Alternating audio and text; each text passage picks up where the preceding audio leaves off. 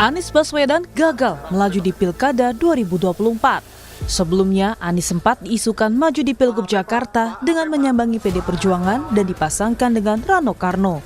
Namun, PDIP akhirnya mengusung Pramono Anung Rano Karno di Pilkada Jakarta.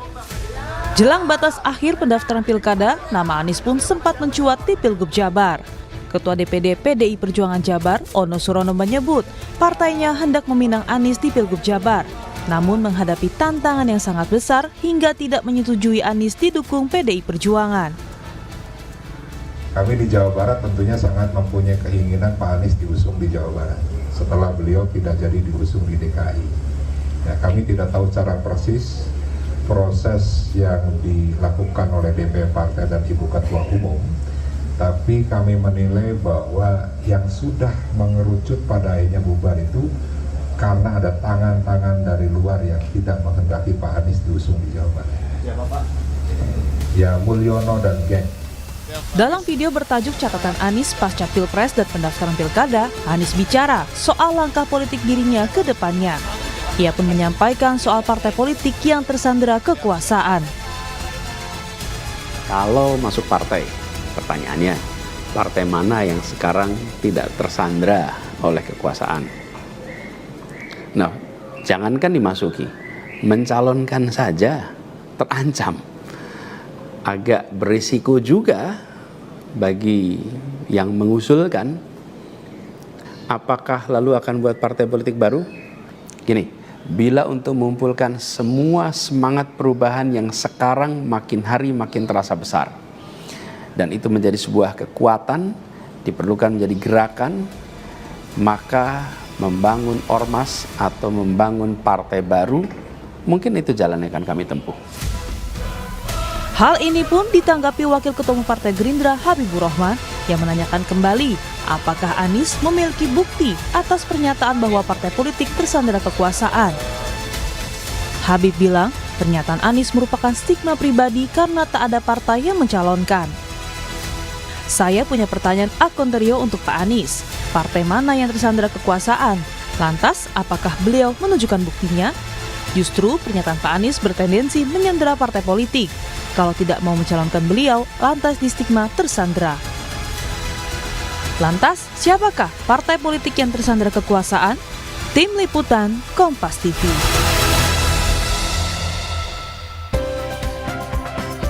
Saudara, mantan Gubernur Jakarta Anies Baswedan bicara soal partai politik tersandera kekuasaan. Dalam cuplikan video, Anies bertanya-tanya jika dirinya harus bergabung ke partai politik. Partai mana yang sekarang tidak tersandera kekuasaan? Lalu siapa yang dimaksud Anies? Benarkah partai politik tersandera kekuasaan? Kita ulas bersama sejumlah narasumber yang hadir di studio. Ada juru bicara dari Anies Baswedan, Syahrin Hamid, dan Wakil Ketua Umum Partai Gerindra Habibur Rahman. Selamat pagi Bapak-Bapak. Selamat pagi. Assalamualaikum. Waalaikumsalam warahmatullahi wabarakatuh. Dan nanti melalui sambungan virtual akan ada analis politik sekaligus Direktur Eksekutif Parameter Politik Indonesia Adi Praitno. Saya ke Bung Syahrin dulu, Bung Syahrin. Apa maksud pernyataan Mas Anies ini? Ya, jadi yang pertama kan Mas Anies membuat sebuah pertanyaan. Pertanyaan terkait dengan tadi. Ya. Apakah memang soal partai-partai yang tersandera itu?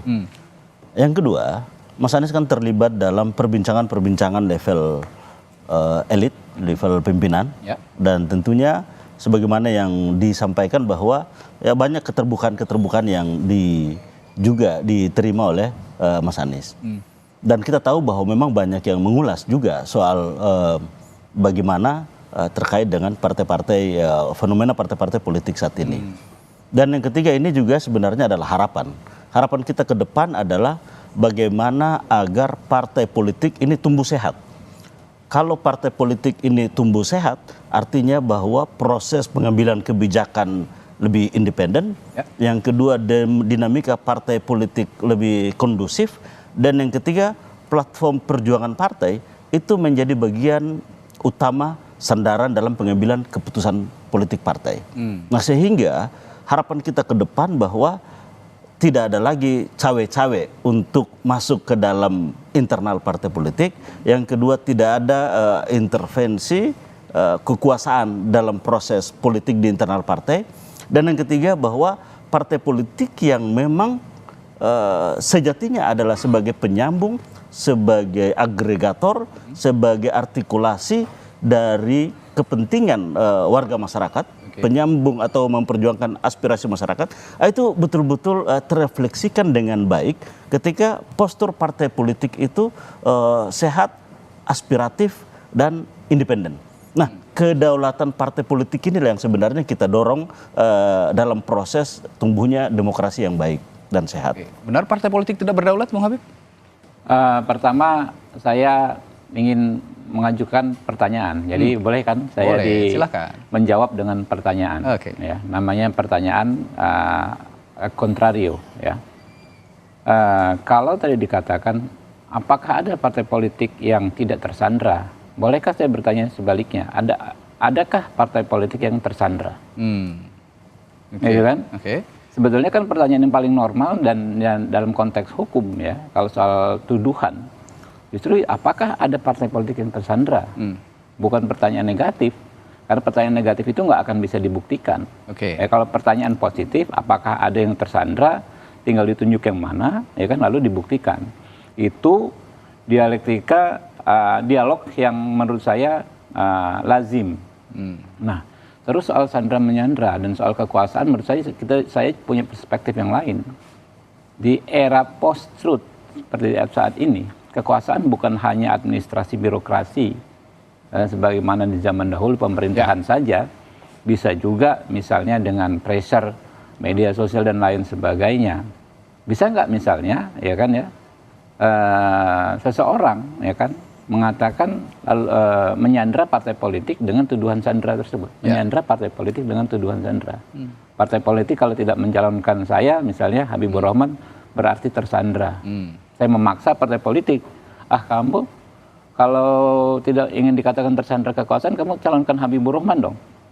Bisa nggak dengan seperti itu? Ya bisa saja. Jadi logikanya dibalik gitu ya? Seperti berulang kali kalau Pak Prabowo sampaikan, silahkan rakyat yang menilai. Saya nggak salahkan Pak Anies, ya, kemudian termasuk Bang Sarin punya pendapat, tapi saya punya sudut pandang yang berbeda. Ya. Nanti silahkan rakyat yang menilai yang mana yang tepat. Tapi itu kan hanya secuplik ya dari narasi besar yang disampaikan Pak Anies. Ya. Kalau narasi besar yang disampaikan Pak Anies saya setuju. Ya. Terlepas soal siapa tersandra, siapa menyandra siapa, oke kita bisa berbeda pendapat dengan Pak Sarin. Tapi narasi besar yang saya tadi katakan, dan barusan disampaikan oleh Pak Sarin, bahwa ke depan ya kita ingin partai sistem politik yang sehat, lebih sehat ya. Sekarang sebenarnya sistem politik kita menurut saya sudah cukup baik. Kita menjamin seseorang bisa maju pilkada dalam konteks pilkada ya, dari 3 jalur berbeda. Pertama lewat jalur partai politik, Anda bisa masuk dulu, komunikasi, membangun ini partai politik di parlemen ya, membangun komunikasi yang baik, kemudian bisa partai politik non parlemen, udah diakui kemarin putusan MK, ya kan ya, bisa juga jalur perseorangan yang sudah lama diatur. Nah, sebetulnya kan jalannya nggak ada jalan buntu ini dalam konteks demokrasi di pilkada untuk pencalonan, ya untuk kandidasi nggak ada jalan buntu. Silakan dipilih yang mana. Tinggal memang soal bagaimana partai politik lebih demokratis dan lain sebagainya, itu PR kita bersama. Ya. Kalau melihat misalnya ya situasi saat ini kurang demokratis, partai-partai politik kurang demokratis ya, ya sudah benar strategi yang disampaikan Pak Anies, isyaratnya bahwa beliau akan mendirikan partai baru. Hal yang sama dilakukan Pak Prabowo hampir 16 tahun yang lalu. Ini 2024, kita dirikan Partai Gerindra itu 2009, ya kan ya?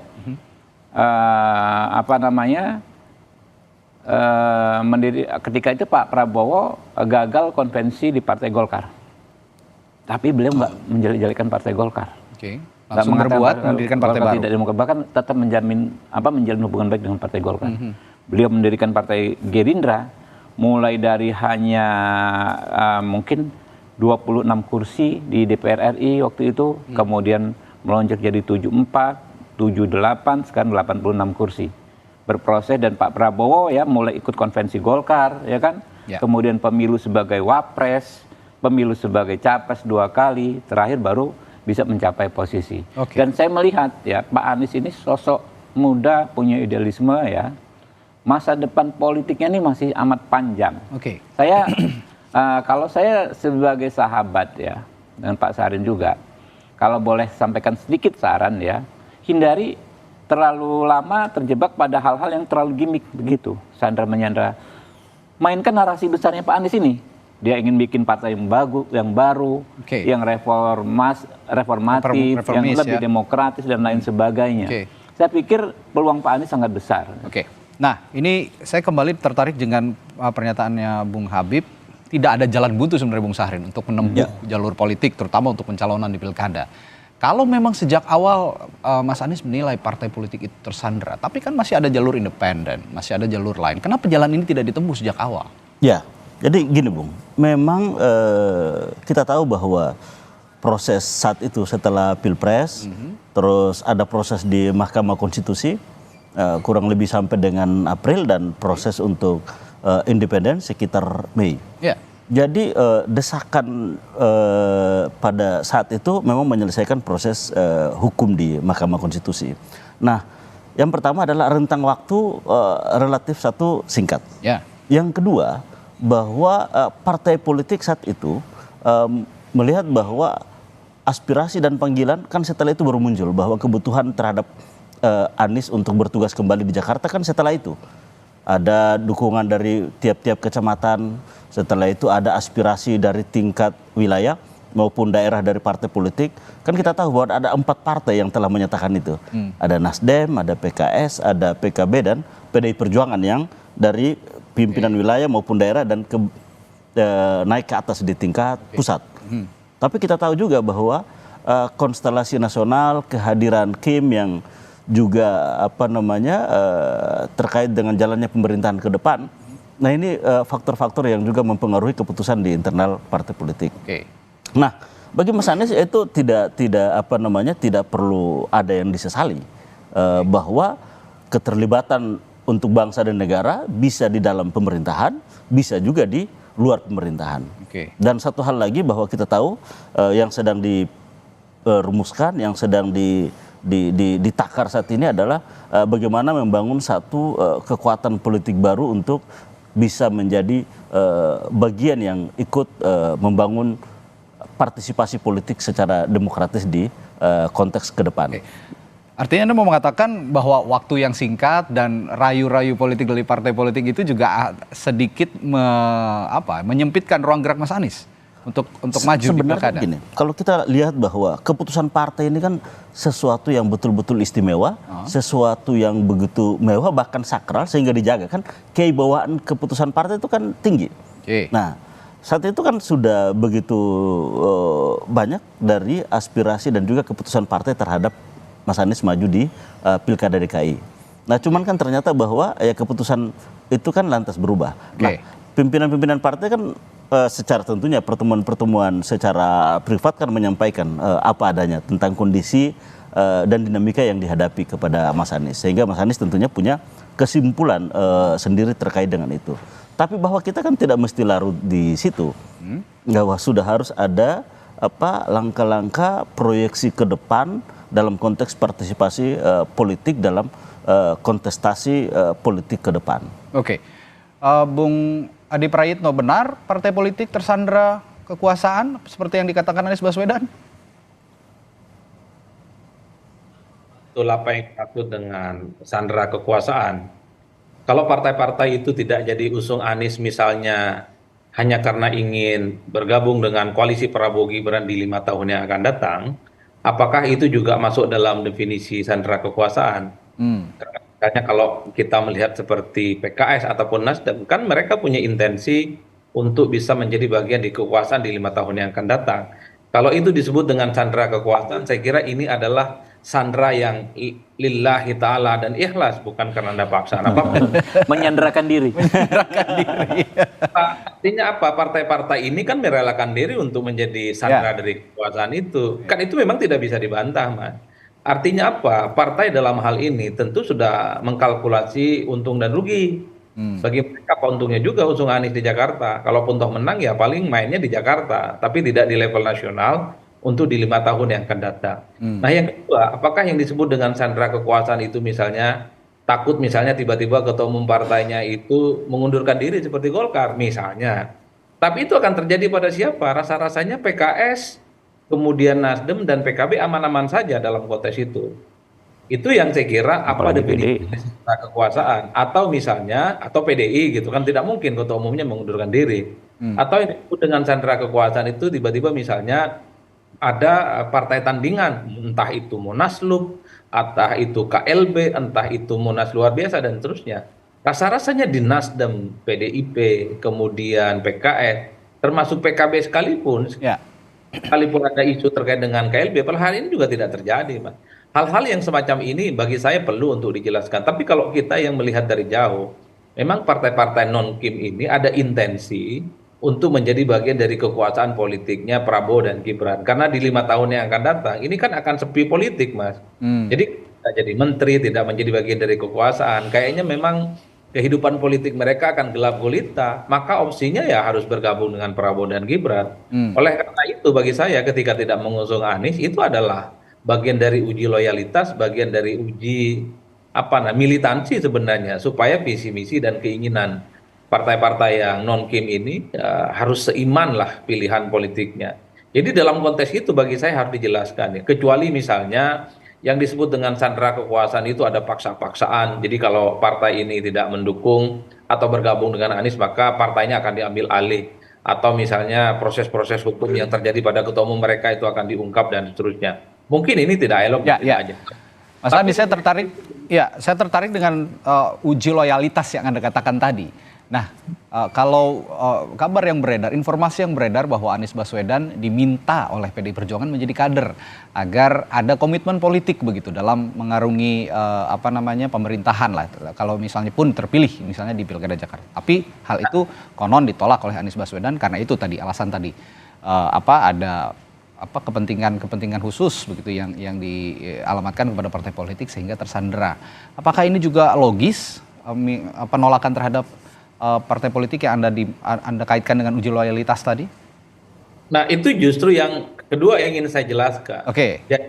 Jadi sebenarnya Anies dan para pendukungnya jangan pernah mengutuk partai politik. Anies ini bukan kader partai. Kalau PDIP tidak mau usung Anies, jangan salahkan PDIP. Kalau PKS tidak mau usung Anies, jangan salahkan PKS. Anies ini bukan kader PKS, bukan kader PDIP, bukan kader PKB dan juga kader Nasdem. Kecuali ya PKS itu kadernya adalah Anies Baswedan dan tidak mengusung, baru kemudian bisa marah-marah. Problemnya Anies ini outsider, tidak bisa menuntut lebih dari partai politik. Oleh karena itu bagi saya pilihan ketika Anies ingin mendirikan partai politik itu diapresiasi oleh banyak orang. Sudah banyak contoh di negara ini, orang-orang hebat, orang-orang top, ketokohannya sudah mulai diakui. Ketika mereka tidak punya cantolan politik tapi bermimpi ingin jadi presiden, bikin partai. Dulu ada Wiranto ya keluar dari Golkar, ya bikin Hanura. Ada Prabowo keluar dari Golkar, bikin Gerindra. Ada Nasdem Surya Paloh keluar dari Golkar, bikin Nasdem. Bahkan sekelas Fahri Hamzah setelah tak lagi di PKS bikin Partai Gelora. Bahkan sekelas Amin Rais senior tokoh reformasi setelah terlempar dari PAN bikin partai politik. Masa Pak Anies nggak bisa? Ini yang sebenarnya dituntut. Oleh karena itu saya ingin mengutip pernyataannya Bung Syahrir bahwa bukan Syahrin ya, Syahrir, jangan pernah mengutuk kegelapan, jangan pernah mengutuk partai politik. Anies menuntut partai, menuntut dirinya, dan Anies mulai lupa setelah kalah dalam Pilpres, aura politiknya hilang, lenyap, karena bagi mereka partai-partai ini memang ketokohan dan figuritas Anies itu tidak bisa diandalkan juga. Terbukti dalam Pilpresnya kalah. Wajar kalau kemudian yang dulu partai para pendukungnya di Pilpres ini balik badan dan lebih berfungsi dengan alasan kalkulasi untung dan rugi bergabung dengan Kim. Ya, sebelum ke Bung Syahrin, saya ke Bung Habib dulu. Bung Habib, saya tertarik lagi nih soal uji loyalitas. Wajarkah ketika ada partai politik yang ingin mengusung seseorang gitu, termasuk sepertinya Anies Baswedan, ini meminta dirinya untuk masuk sebagai kader, sebagai uji loyalitas? Apakah ini logis sebenarnya atau wajar jadi dalam praktik partai politik? Kalau undang-undang partai politik itu kan kedaulatan itu kan ada di anggota partai politik bersangkutan, ya.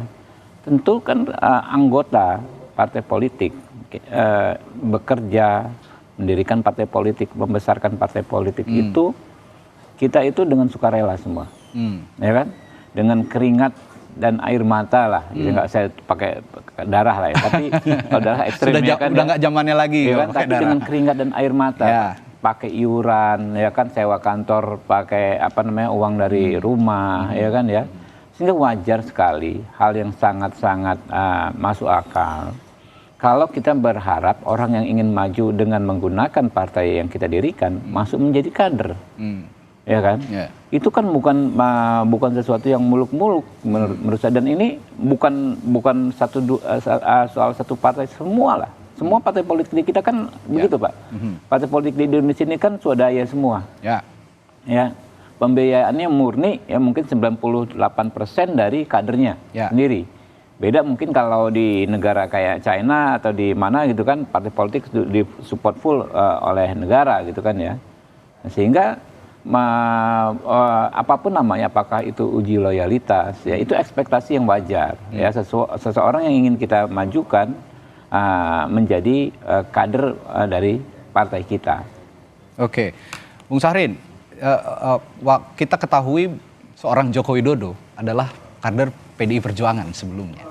Ketika Mas Anies diminta untuk menjadi kader PDI Perjuangan, saya mengingat kembali apa yang dilakukan Presiden Joko Widodo ketika itu menjadi kader PDI Perjuangan. Ketika sudah berseberangan dengan haluan partainya, ya tidak ragu untuk menentang partainya. Kenapa hal itu tidak bisa dilakukan juga oleh Mas Anies? Kalau memang sistem berpolitik kita ini kan masih kuat di partai politik begitu. Ya, yang pertama saya ingin mengklarifikasi bahwa perbincangan antara Anies dan juga PDI Perjuangan sepanjang intensitas perbincangan itu terjadi, itu tidak pernah terjadi perbincangan untuk masuk menjadi anggota ditawari partai. Menjadi kader. Iya, baik itu ditawari atau menjadi topik dalam perbincangan itu. Yang ada adalah justru menyamakan visi, menyamakan agenda terkait dengan ketika nantinya jika partai PDI Perjuangan ini itu mengusung Anies dalam Pilkada DKI Jakarta, yaitu agenda-agenda soal politik yang basisnya adalah platform perjuangan dari PDI Perjuangan, soal tata politik, tata kota, kelestarian lingkungan, program terhadap warga ataupun terhadap rakyat ataupun wong cilik misalnya.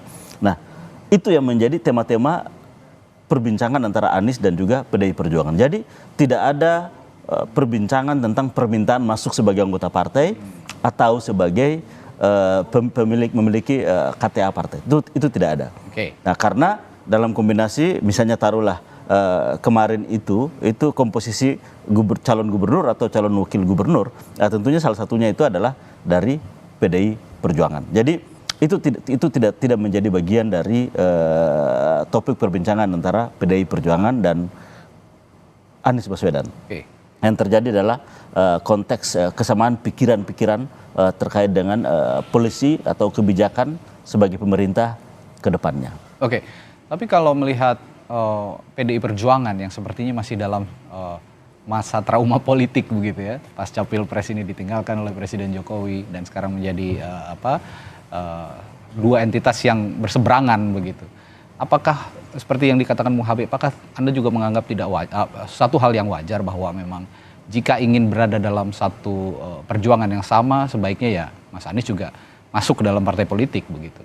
Ya, jadi memang Mas Anies waktu pertama itu bahkan sudah meminta kepada 3 partai pertama yang bersama di Pilpres, Nasdem dan Nasdem, PKS dan juga PKB. Bahkan sampai dengan Pilkada, Mas Anies sendiri menawarkan bagaimana kalau saya menjadi anggota partai dari salah satu itu. Nah, cuman memang partai-partai itu menyatakan bahwa sudah nggak apa-apa Mas Anies menjadi ya untuk semua lah, kurang lebih seperti itu. Jadi ada kesadaran itu ada. Nah, oleh karenanya memang kedepannya sebagaimana kita tahu yang terakhir bahwa saat ini sedang kita menakar untuk bagaimana membangun sebuah kekuatan politik barulah untuk menjadi bagian dari instrumen politik kita ke depan. Kita akan jeda sejenak dan setelah jeda nanti akan kita bahas juga bagaimana keputusan Anies Baswedan berikutnya, langkah politik yang akan diambil. Kapan partai politik itu akan didirikan oleh Anies Baswedan jika memang tetap ingin ada di permukaan sebelum memang manifestasi Pilpres 2029 akan diwujudkan oleh seorang Anies Baswedan. Tetaplah bersama kami akan berbincangkan sesaat lagi di Sapa Indonesia Pagi.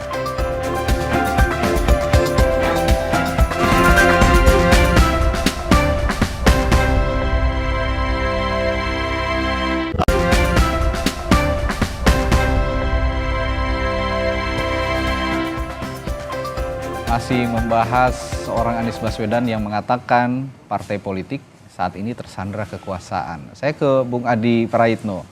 Ini kalau Anda melihat kalimatnya Mas Anies ini ditujukan ke partai, dalam hal ini PDI Perjuangan atau seseorang sih sebenarnya, karena DPD PDIP ini sebut ada peran Mulyono and the gang katanya. Analisis Anda soal ini bagaimana? Ya, saya kira itu ditujukan kepada partai-partai non-kim. Oke. Misalnya seperti PKS, PKB, dan Nasdem, dulu mereka sempat memberikan dukungan politik kepada Anies, tapi pada akhirnya mereka menarik dukungan dan bergabung dengan Kim. Ini bisa juga dikaitkan dengan PDIP. Cuman yang perlu ditelisik itu apa sebenarnya argumen yang disebut dengan sandera kekuasaan. Apakah kalau PDIP itu mengusung Anies Baswedan betul akan ada revisi Undang-Undang MD3 di mana partai pemenang pileg seperti PDIP tidak akan lagi misalnya jadi anggota dewan atau pimpinan DPR, ketua DPR dalam hal ini. Tapi kan orang juga bertanya, apakah ada jaminan kalau PDIP tak usung Anies, revisi Undang-Undang MD3 itu tidak bisa diubah? Kan itu jalan ceritanya, Mas. Ya. Apakah betul bahwa misalnya kalau misalnya partai seperti PKB itu mendukung Anies Baswedan, tiba-tiba ada muktamar tandingan di mana SK Menkumhamnya tidak diberikan kepada PKB versi lama tapi kepada versi yang KLB. Kan itu yang sebenarnya menjadi pembicaraan. Itu yang sepertinya ingin disebutkan oleh Anies bahwa partai-partai ini tidak mandiri, tidak independen dalam menentukan pilihan politiknya karena ada sandera politik yang kemudian membuat posisi mereka itu terancam. Oleh karena itu bagi saya sebenarnya dalam banyak hal, saya sudah mengatakan Pak Anies dan para pendukungnya tak bisa menuntut banyak dari kehendak partai politik yang kemudian mengubah pilihan politik mereka. Ya terlepas apapun motivasinya, ingin bergabung dengan Kim, takut ketua umumnya misalnya tiba-tiba mundur di tengah jalan, revisi Undang-Undang MD3 takut direvisi, itu lain hal dan argumentasi. Kalau memang membuat partai ini tersandera kekuasaan, saya kira memang ini adalah momen yang pas bagi Pak Anies untuk membuat partai politik, mendirikan partai politik, bikinlah partai yang tidak mau tersandera dengan kekuasaan. Nah itu yang saya kira Bung Syahrin bisa disampaikan ke Pak Anies. Pak Anies saya kira sudah punya segala-galanya, ketokohan punya, jejaring dan networking dan basis sosial juga punya. Saya kira dua hal ini yang kemudian menjadi penegas. Kenapa partai politik di Indonesia pasca reformasi? Karena memang ditegaskan oleh dua faktor ini. Faktor ketokohan menjadi penting. Amin Rais, Gus Dur adalah bukti yang nyata. Termasuk misalnya SBY. Termasuk tadi yang sudah saya sebutkan. Ada Prabowo, ada Wiranto, kemudian ada siapa namanya? Surya Paloh, bahkan sekelas Fahri Hamzah, Anies Mata, dan seterusnya. Adalah tokoh-tokoh yang saya kira memang dulu malang melintang di politik. Dan mereka terus merawat mimpinya ingin jadi presiden. Jadi kalau Anies terus ingin merawat jadi presiden mimpinya, ya memang harus bikin partai. Kalaupun di 2029 nggak bisa maju, tunggu lagi 5 tahun yang akan datang. Tidak ada kesempatan lagi, tunggu lagi 10 tahun. Jadi Prabowo Subianto itu menurut saya adalah contoh yang paling komprehensif untuk menjadi presiden yang cukup luar biasa. Panjang perjalanannya, keluar dari konvensi Golkar 2004-2005, baru di 2024 ini Mas jadi presiden. Butuh waktu lebih dari 20 tahun untuk jadi presiden. Bikin partai babak belur, kalah berulang-ulang. Jadi jangan dilihat Prabowo itu hari ini buah manisnya yang kemudian bisa dinikmati oleh Partai Gerindra misalnya. Tapi sejalan panjang itu bisa dilakukan. Saya kira Pak Anies Baswedan punya resource, punya modal, dan stamina politiknya bisa dirawat dengan cara mendirikan partai politik. Ya, cara masa ya saya kira Pak Anies juga punya, tinggal dikapitalisasi. Apakah kalau nanti bikin partai basis konstituennya ini ramai-ramai misalnya bergabung dengan Anies dan kemudian menyatakan diri menjadi bagian dari partai. Kalau ini yang dilakukan saya kira bagus. Sebelum saya tanya kapan Mas Anies Baswedan mewujudkan mendirikan partai politik, saya tanya dulu ke Bung Habib. Saya tertarik dengan pernyataan Anda di berbagai literatur. Kalau jadi politisi jangan malas begitu. Anda melihat Anies Baswedan sampai titik ini seorang politisi yang kurang rajin gitu kalau itu pernyataan normatif ya. Karena memang semua melalui proses. Mohon maaf ya. Kayak saya saja terpilih itu 2019. Saya ikut pemilu itu sejak 2014, Oke. ya kan ya.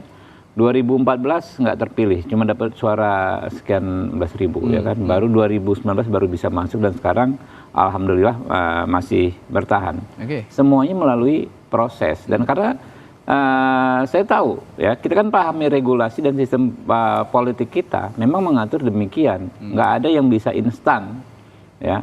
Begitu juga seseorang yang ingin menjadi kepala daerah atau kepala pemerintahan kan jelas jalannya. Kalau mau agak lebih shortcut, misalnya bisa lewat calon perseorangan. Itu ditempuh kemarin. Kalau contoh yang paling konkret itu musuh politik saya, Pak Ahok itu, ya. Secara umum beliau musuh politik saya sampai saat ini. Tapi dalam konteks beliau menggalang KTP untuk maju menjadi calon perseorangan, saya angkat jempol. Itulah memang politisi. Dia susah payah kumpulkan sekian ribu KTP walaupun pada akhirnya maju lewat partai politik. Tapi seandainya saat itu tidak ada partai politik tidak mengajukan Ahok, ya kan beliau bisa maju perseorangan. Nah itu yang saya bilang kita harus berproses ya. Jadi namanya politik ya kita harus kerja keras dan banyak loh sebetulnya calon-calon perseorangan. Kayak Dharma Pengrekun maupun si Pak Kun juga kan maju dari perseorangan. Dulu pernah ada Pak Riza Patria, ya. Pak Riza Patria itu sebetulnya memang dulu sudah dari sebelumnya kader kami, kader Partai Gerindra. Tapi karena hampir nggak mungkin dicalonkan, Partai Gerindra juga suaranya kecil, maju perseorangan. Jadi wakilnya Pak Hendarji Supanji waktu itu. Intinya nggak hilang akal lah ya. Ya, gitu ya. Itulah memang dan memang harus kerja keras, ya. Ya apapun situasinya terhadap Pak Anies ya saya hanya mengatakan memang ada jalan yang bisa ditempuh walaupun nggak gampang gitu kan ya. Jadi nggak tergantung ke orang lain dan tidak menyerahkan nasib ke institusi lain gitu. Oke, kalau kata pepatah banyak jalan menuju Roma begitu kira-kira. Bung Syahrin, jadi kalau ingin saya tegaskan pagi hari ini, kapan seorang Anies Baswedan mendirikan partai politik yang bisa disaksikan publik akhirnya menjadi perahunya Mas Anies untuk mengarungi politik di pentas-pentas demokrasi selanjutnya? Ya, kalau dikatakan kapan, kita tahu bahwa saat ini memang reaksi publik begitu antusias dengan pernyataan terakhir Anies bahwa membangun ormas ataupun partai politik adalah jalan yang akan ditempuh. Nah untuk itu ya kami melihat bahwa memang ini sudah mulai berproses menuju ke sana.